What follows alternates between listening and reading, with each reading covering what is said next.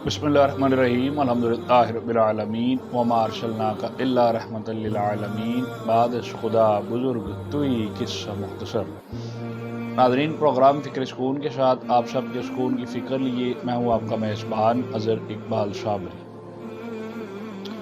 अल्हम्दुलिल्लाह हमारी हर बार की तरह इस बार भी ये कोशिश होगी कि इंशाअल्लाह हम आप तक वो पैगामात लेकर आए जिससे इंसान की इस्लाह होती है, ना सिर्फ आपकी बल्कि हम सब की भी। वो इस्लाह ज़हनी इस्लाह भी हो सकती है, वो इस्लाह माशरती इस्लाह भी हो सकती है, वो इस्लाह फ़िक्री इस्लाह भी हो सकती है, इंसान के अज़मत व किरदार को बढ़ाने की भी इस्लाह हो सकती है, हम सब की शख्सियात के निखार की भी इस्लाह हो सकती है। हम चाहते हैं कि अपने इस प्लेटफॉर्म से अपनी भी इस्लाह करें और आप सबको भी अपने साथ साथ लेकर चलते रहें। तो इसलिए अभी तक हमारे प्रोग्राम को किसी ने चैनल को सब्सक्राइब नहीं किया तो यकीनन एक अच्छी माशी और माशरती फलाह के लिए चैनल को ज़रूर सब्सक्राइब किया। नाज़रीन मोहतरम, हमने जो चीज़ें कुछ सूफियत से सीखी उनकी बताने से जो चीज़ें सीखी हैं, इंशाल्लाह मैं कोशिश करता हूँ कि आप तक ज़रूर पहुँचाया करूँ, जिससे बहुत से लोगों को फ़वाइद मैसर आते हैं। वहाँ आप तक भी ये पैगाम पहुँचाना हम अपनी ज़िम्मेदारी समझते हैं। नाज़रीन, बाज़ लोगों का ये ख़्याल होता है कि हम बहुत सी दुआएँ रब के हुज़ूर पेश करते हैं, बहुत सी चीज़ें रब के हुज़ूर पेश करते हैं, लेकिन उसके बावजूद हमें उसका कोई सिला मुयस्सर नहीं आता है। इधर हकीकत ये बात भी लोगों के ज़हन में आम फ़हम रहती है कि हम बहुत से वज़ाइफ़ पढ़ते हैं, बहुत सी दुआएं पढ़ते हैं, लेकिन उसके बावजूद भी हमें कोई बात, कोई फलाह नहीं पहुंचा सकती, कोई चीज़ हमें असर नहीं रखती। क्या हमारे पढ़ने में कमी है?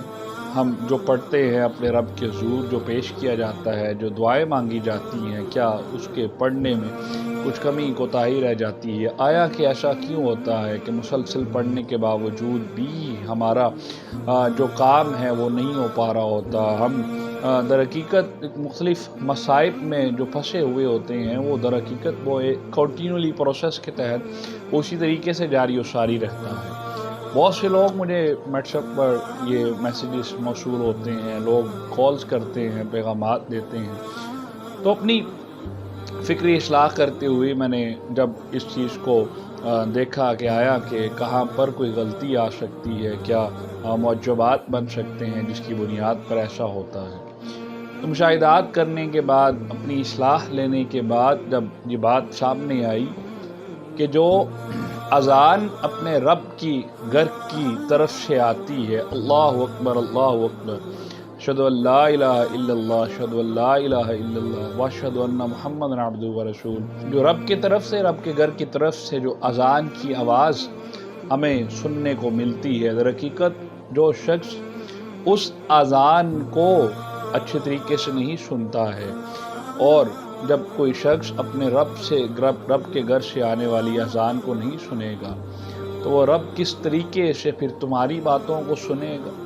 बेशक अल्लाह रब्बुल इज़्ज़त इन्नल्लाह समीउन अलीम है, और बेशक वो हम सब की जानों के करीब है, हम सब की शारक से भी ज़्यादा करीब रहता है।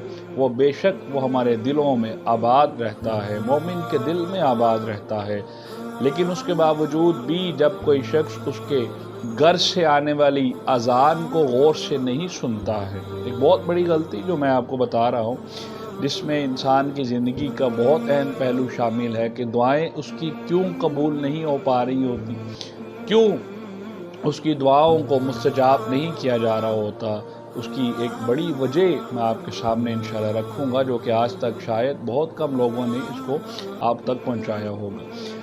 तो यकीनन जो शख्स अपने रब के घर से आने वाली आवाज़ को गौर व फिक्र से नहीं सुनता है, उसके घर से आने वाली अज़ान को अच्छे तरीके से नहीं सुनता है और अपने दुनियावी कामों में मशगूल रहता है, वो किस तरीके से फिर अपनी इल्तिजाओं को अपने रब की बारगाह में पेश करता है? नहीं हो सकता कि उसका रब भी उसकी बातें सुने, उसकी इल्तिजाओं को सुने। फिर सुना तो जाता है लेकिन उसको महफूज कर लिया जाता है।